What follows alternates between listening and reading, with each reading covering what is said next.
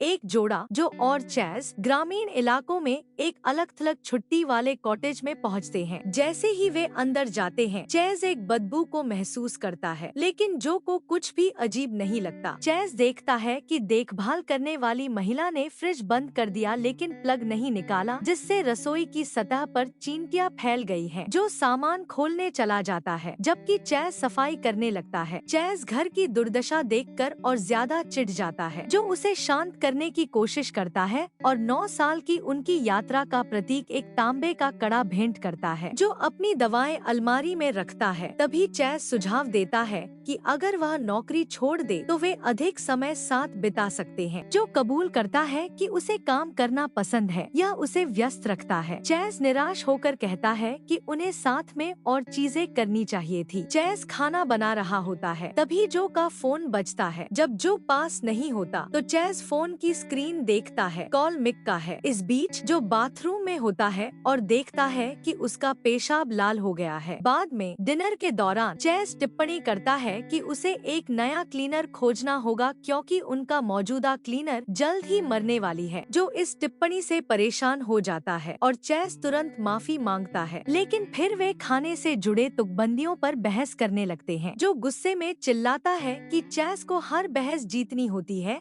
और वह बेकार की बातों पर झुंझलाता रहता है, और गुस्से में जो कहता है कि चैज को असली गुस्से का कोई अंदाजा नहीं है। चैज पलटकर जवाब देता है कि उसे बखूबी पता है, वह पिछले 9 सालों में खोए हुए अपने जीवन के लिए क्रोधित है। चैज कहता है कि उसने अपना सब कुछ छोड़ दिया, अपने सपने भी, सिर्फ इसलिए ताकि वह जो का ख्याल रख सके और उसके साथ रह सके। वह कहता है कि उसने यह इसलिए किया क्योंकि वह चाहता था और आज भी चाहता है। वह जो से कहता है कि अगर जो सोचता है कि झगड़कर उसे दूर कर सकता है तो वह गलत है। जो माफी मांगता है और बेडरूम चला जाता है। चैज टेबल साफ करते हुए जो के फोन पर नजर डालता है। वह इसे अनलॉक करने की कोशिश करता है। पहले सी चांस का पैटर्न बनाता है, लेकिन यह काम नहीं करता। फिर वह एम का प्रयास करता है और फोन अनलॉक हो जाता है। अगले दिन जो और चैज अपनी देखभाल करता मॉली के साथ मोनोपोली खेल रहे होते हैं। चैज बाथरूम जाने के लिए उठता है, तभी मॉली जो से कहती है कि उसने पिछली रात घर से ऊंची आवाजें सुनी थी। फिर वह कहती है, गुस्सा तीसरा चरण है।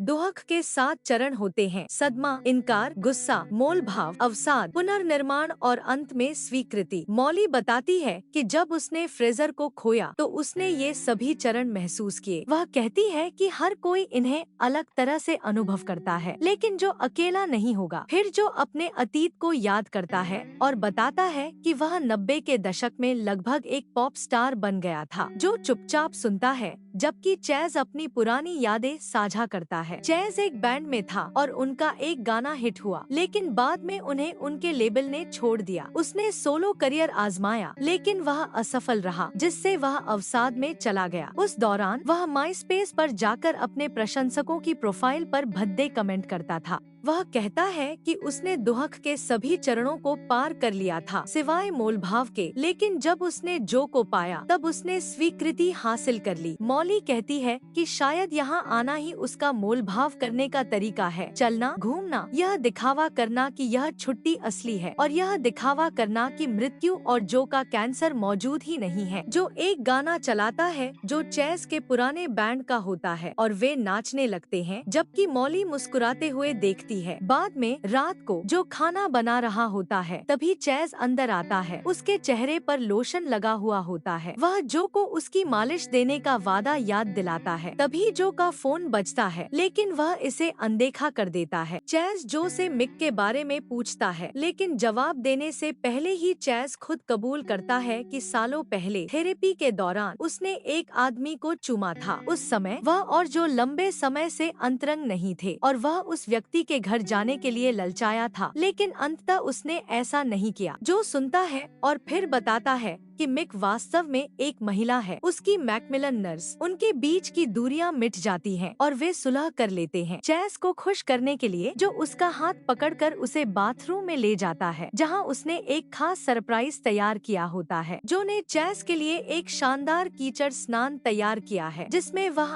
आराम से बैठ जाता है, जबकि जो उसे शैंपेन परोसता है, चुपचाप जो उसकी ड्रिंक में जेनैक्स मिला देता है। चैस को आराम महसूस होता है, लेकिन जल्द ही असली सच सामने आता है। वह कीचड़ वास्तव में जल्दी सूखने वाला सीमेंट है। कुछ समय बाद चैस जागता है, लेकिन वह पूरी तरह जकड़ा हुआ महसूस करता है। जो शांति से बताता है कि उसने उसकी ड्रिंक में जेनैक्स मिला दी थी। जब चैस हिलने की कोशिश करता है तो उसे एहसास होता है कि वह पूरी तरह फंस चुका है। जो सच्चाई बताता है मिक यानी मिकाएला सिर्फ उसकी नर्स नहीं, बल्कि एक वित्तीय प्रबंधक और उसकी होने वाली पत्नी है। जो बताता है कि वह और मिक अगले साल शादी कर रहे हैं। सप्ताह के दौरान वह लंदन में उसके साथ रहता है और हर सप्ताहांत चैस से मिलने यह बहाना बनाकर आता है कि वह अपने बूढ़े पिता से मिलने जा रहा है। फिर वह कबूल करता है कि उसने जानबूझकर चैस के 9 साल बर्बाद किए और वह मर भी नहीं रहा, उसने सिर्फ नाटक किया था। चैस अविश्वास में देखता है और जो उसे एक तस्वीर दिखाता है उसकी बेटी ओलिविया की। वह 13 साल की थी